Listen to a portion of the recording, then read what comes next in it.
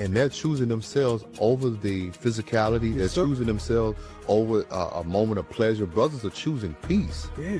Brothers are like, man, I'll sit at home watch Netflix by myself because it brings a sense of peace.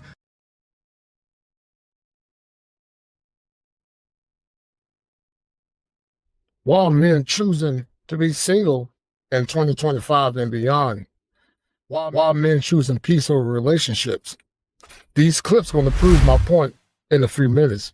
And before you guys look at the show, hit the like button, share the stream, and let's get into it. Ask you, what did you want this interview to be about? Because I know that when Black men and Black American men and Black American women get together, it's usually disrespectful. It's usually an argument. It's usually a debate. And I wasn't interested in this. That's why I said, what do you want to ask me? You said, I want to shoot from the hip. Okay, shoot from the hip. Just make sure you don't shoot yourself in the foot. Mess not with my anointed and do my prophets no harm. Be careful with me. You be careful with me.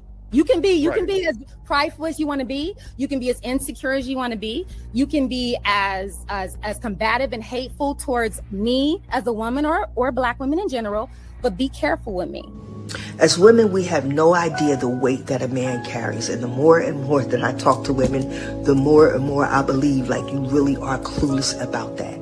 You think that it's just him just taking care of you. But the truth is, there is an unspoken expectation that if it ever comes down to it, he has to give his very life to protect you.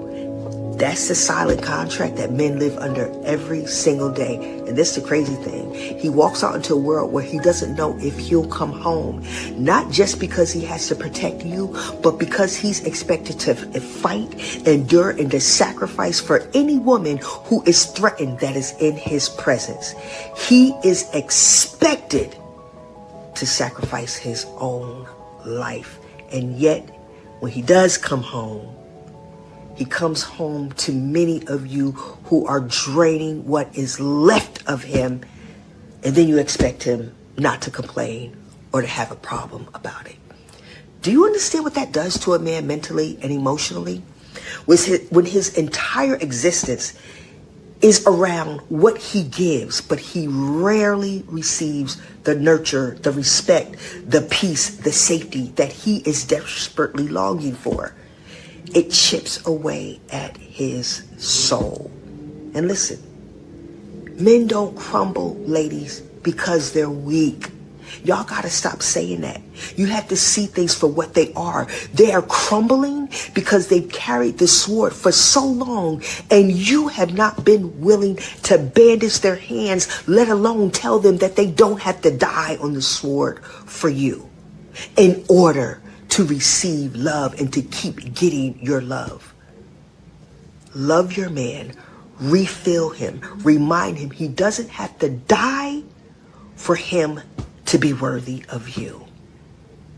Because what I think is happening, men are learning that they are deserving of a quality of life that they never told that they could have, because we often heard that happy wife, happy life. Yes, sir. That's a lie. Yeah, that's a lie. Yeah, that's a lie. And so now I'm finding out I have a right to feel too.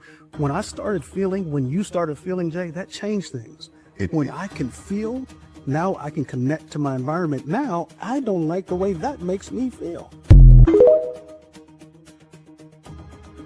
The number one issue a man will tell me in therapy, I hear every single week, is Sean, my wife, my lady, my girl, my fiance doesn't respect me as a man. The oxygen that your man needs from you, respect and admiration. She emasculates me. She doesn't follow my leadership. She speaks to me like one of the children. She's independent. I'm no longer admired. She doesn't spend time with me. I say something about how the house looks. She gets mad. And ladies, I need y'all to hear me. It is hard for a man to deeply love a woman who doesn't respect her. I know you want love and you deserve love. And yes, love should be unconditional, but respect should be unconditional too.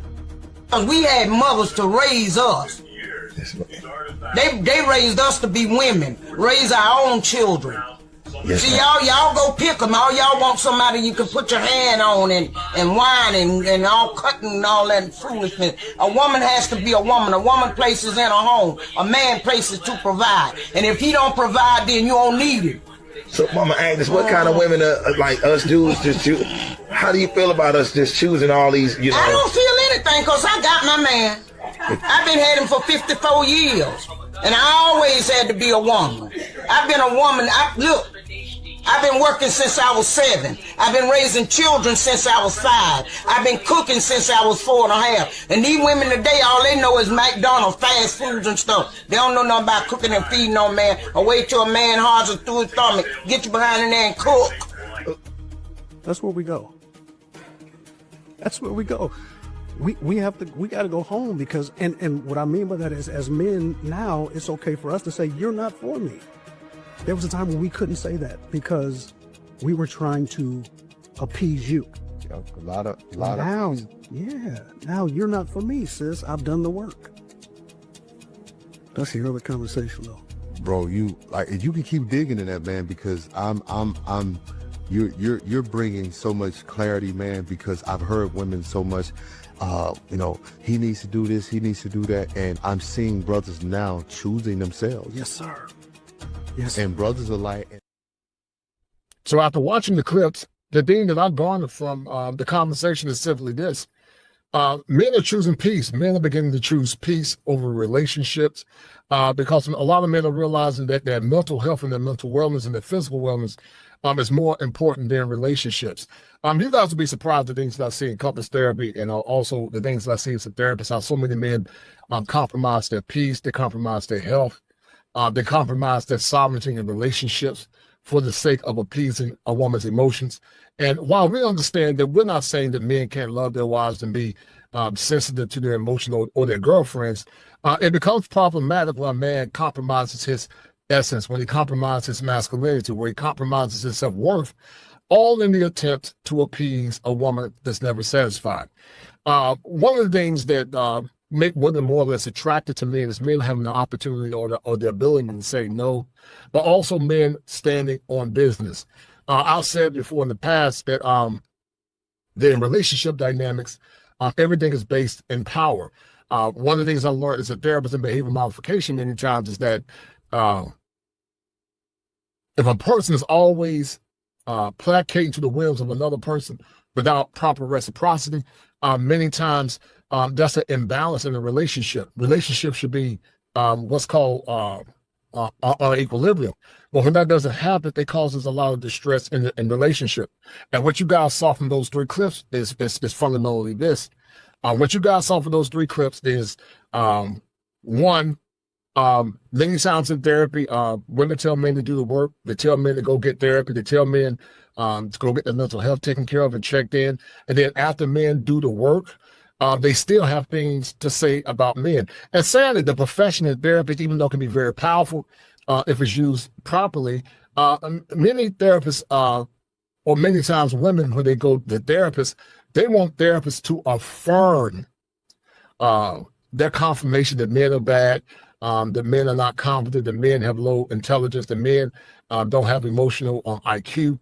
And that's all a manipulation tactic to minimize not only that man's role in that relationship, but also to have that man always at the fickle whims of a woman.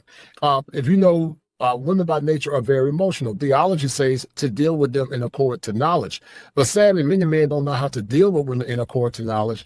Many times they compromise their sovereignty in relationships. And consistent with theology says that a wise woman, she builds her house, but a foolish woman tears it down. And so in the second clip, what you guys saw in the second clip from the conversation, what you guys saw is that a therapist similar to myself, he's more or less given his scenario, what happens in relationships, what happens with a lot of men. And love to a man is respect. Now, while men and women both want respect, love to a man is fundamentally respect. And that's why in theology never told women to love men. It told her to obey him. And obedience to a man is respect, where she can compromise or more or less curtail her emotions for the greater good of that relationship. One of the biggest deficits in relationships now is the lack of emotional intelligence. or more or less emotional maturity, not intelligence. Well, sometimes it is intelligence, but it's a lack of emotional intelligence, but also emotional maturity, which in essence causes a lot of men to be in a state of disrepair. For men to come into therapy saying they don't get respect for from their wives, they're compromising their masculinity to make their women happy. A lot of time, guys, that doesn't work. In the clinical world, we call that contraindication. And that simply means that what I thought would work to make my wife or girlfriend happy, it doesn't. As a man, you can be kind to your woman, but you got to stand on business. And you can't complain about the situation that you're dealing with. And I've said it several times in my shows in the past. If you don't stand on business and say, you know what, I'm not doing that. I don't care about your emotions. You crying and you using crocodile tears, because a lot of women use tears for manipulation. But at the end of the day, you got to stand on business as a man, affirm your position, especially when you know you've done things right. And if that woman doesn't more or less learn how to manage her emotions, that's her burden to bear. But what I do understand is that the more you try to placate to her emotions without holding her accountable, it makes the situation worse. And in the third video, I found that to be very appealing, is that consistent with what the lady is talking about, loving your man when he's broken is important. And as you guys will see in that clip, a lot of times men don't get the proper love and respect. They don't get the proper love and respect as seen in this clip. That many times that's what men are looking for. And so loving your man when he's broken is important. Respecting him when he's broken is important. And showing some level of humanity for men is important. Many times in relationships, men feel like they have a responsibility to just please the woman without getting anything in return. But in true relationships, men and women both benefit, and a man should never be the sacrificial lamb at the expense of a woman's emotions that's often fleeting. So do me a favor, guys. Once again, hit the like button. We're on the end of this show right now. Share the stream, or not share the stream, share the content.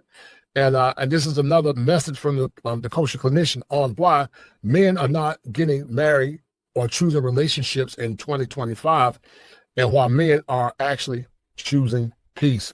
Share the stream, hit the like button. Be well.